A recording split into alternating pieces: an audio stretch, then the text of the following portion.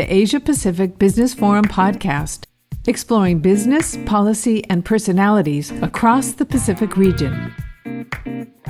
Hello, my name is Dick Drobnick, the host for this Asia-Pacific Business Forum podcast. Today I'm speaking with Glyn Ford, who is a member of the European Union Parliament for 25 years. Glyn has visited North Korea about 50 times. He's the author of 3 books about North Korea. And Glyn and I are board members of the Pacific Century Institute, an NGO based in Los Angeles, the purpose of which is to build bridges between Pacific Rim countries and people. Glyn, welcome to this podcast conversation. My pleasure. As we've discussed, of great interest would be, is there a path towards progress, a path towards redemption between North Korea and the United States, which then might lead to some path towards peaceful coexistence or improvement in relations between North Korea and South Korea? I mean, we're not in a very good place, but you start from where you are. I think we have to realize quite how bruising the Hanoi experience was for Kim Jong Un. Rightly or wrongly, he went to Hanoi thinking there was going to be a first stage deal.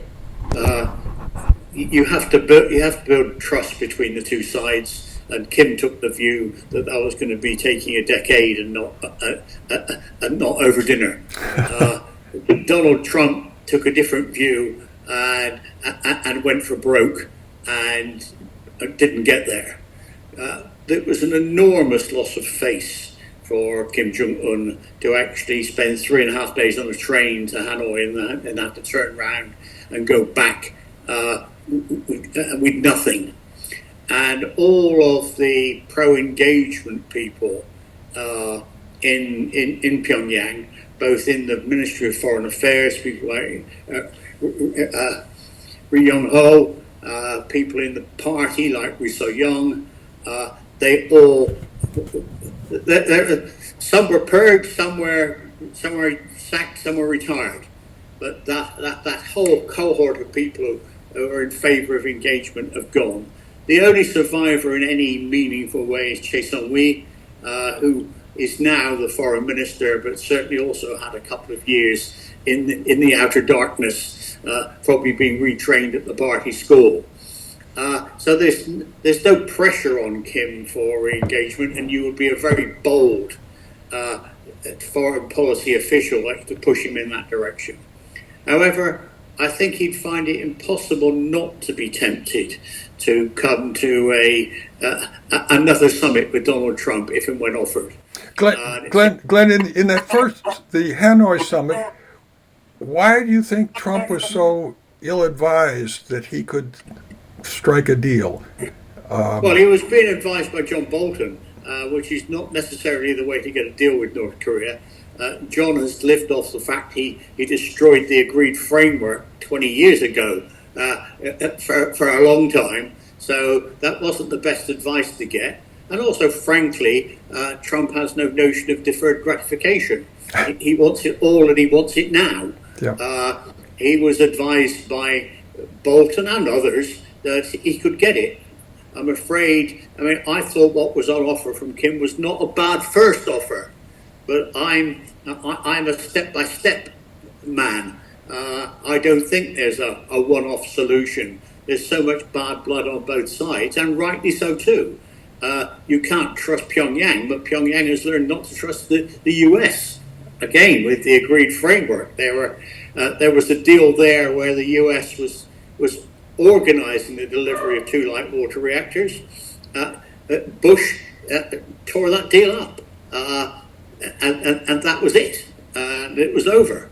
And in fact, it was, in my view, a rather good deal, if for no other reason than for $1 billion of somebody else's money, the South Korean money, frankly, mainly. They've got a short decade delay in the development of North Korea's nuclear weapons program and missile program. If the North Koreans would take $100 million a year to not develop their weapons program now, grab their hands, grab their hands off. Yeah, yeah. To go back to the original point. So yes, I think Kim will find it impossible not to be attracted, but he's going to be very wary. I really don't see North Korea being willing to denuclearize in any meaningful way. That doesn't mean to say there are not very good deals that could be available, in a sense, harking back to the agreed framework. I think Kim has written nuclear weapons into the Constitution.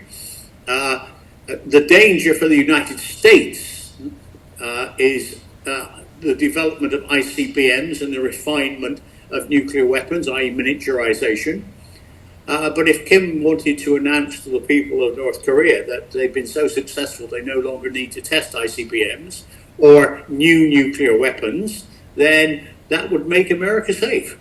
I mean, frankly, they have the capability of hitting South Korea and almost all of Japan comparatively easily. They don't really have the ability to hit the mainland USA at all. I mean, their ICBM program, they could crash a rocket on mainland USA, but they don't have the guidance. So it would end up possibly, tens, if not hundreds of miles from where it's aimed. They don't have miniaturization of nuclear weapons at the moment, so it'll be comparatively easy to intercept because you're only intercepting one vehicle coming back into the atmosphere and not half a dozen. President Trump seems to be wooing President Putin. And is this kind of a reverse Nixon idea of trying to... I mean, in principle, it is. I mean, Nixon went to Beijing to try and to wedge China and Beijing and Moscow apart, and was rather successful in doing it. And within 18 months, was actually offering American material and intelligence to help the Chinese in any Sino-Soviet war. So that was a success. Trump sees Beijing as the big economic enemy, and there's obviously an opportunity here if he cozies up to Putin to try and again break that link. But it's not going to be so easy this time around. Firstly, there's a trust issue.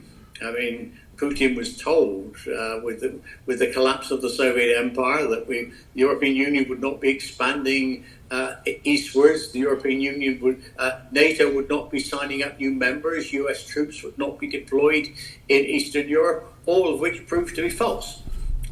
So there's that trust issue. That's going to be important. And also, China's in a rather different position. Back in the 70s, okay, it was a two-power world, but the United States, on all metrics one can imagine, was actually ahead of the Soviet Union, and they were playing catch-up. That's not the case we face anymore. I mean, China is sort of the major exporter to something like the first exporter to something like 140 different countries in the world. This is not a they may have a comparatively weak military, but they have a rather strong economy, and so it won't be so easy to prize them apart. Well, and what would the European Union think about Well, I mean, clearly from our point of view, it's at best it's going to leave us to do the heavy lifting with Ukraine, because the US will stop providing aid and assistance, and so potentially that's bad news for us. I mean, in '72, the people who suffered were the Taiwanese. They were booted out of the General Assembly as almost as the signing on deal for Beijing. But the European Union is a bit bigger and uglier. Now, we haven't got our act together, but clearly, having seen some of the recent comments on SWIFT groups about what high-level American foreign policy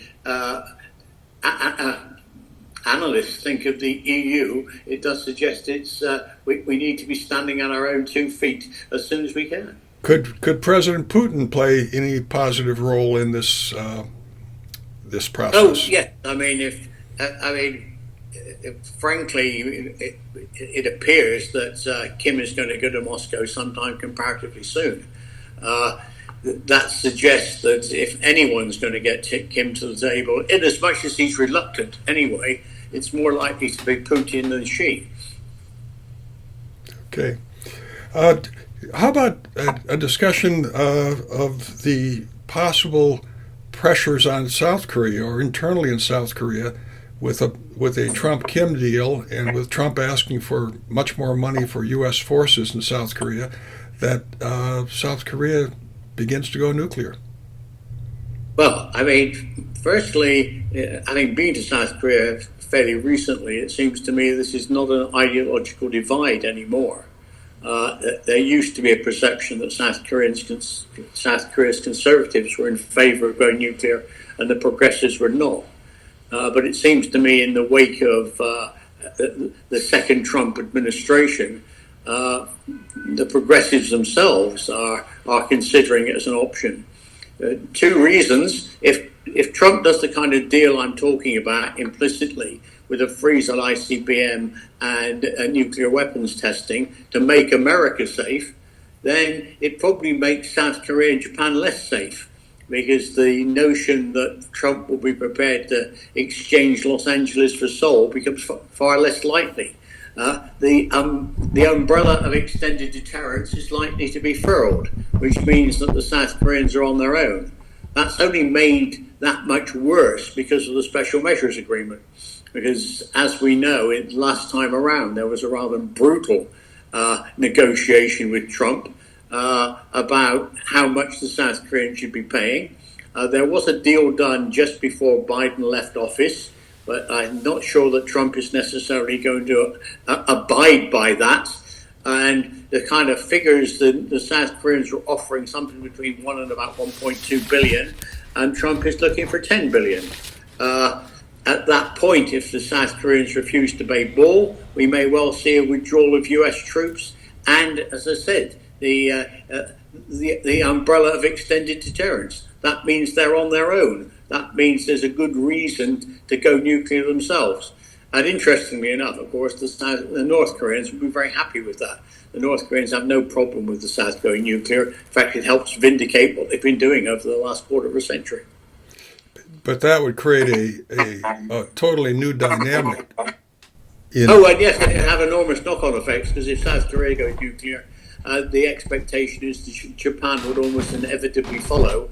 And then the question is, what does Taiwan do, which poses an enormous problem for China. And clearly, the Chinese, in my view, would be taking very heavy sanctions against the South if it moved in that direction. So it might behoove the United States to keep its troops in South Korea and not ask for a $10 billion payment. Yes, but I'm not sure that's the direction this administration is going to go. And so the consequences, and there may be some ritual chest beating, but I really don't think that President Trump is committed to non-proliferation in the same way as his predecessors. He's already suggested that might be a way for people to look after their own interests rather than rely on those of the United States. Yeah, well, these aren't analysts. These are Secretary of Defense.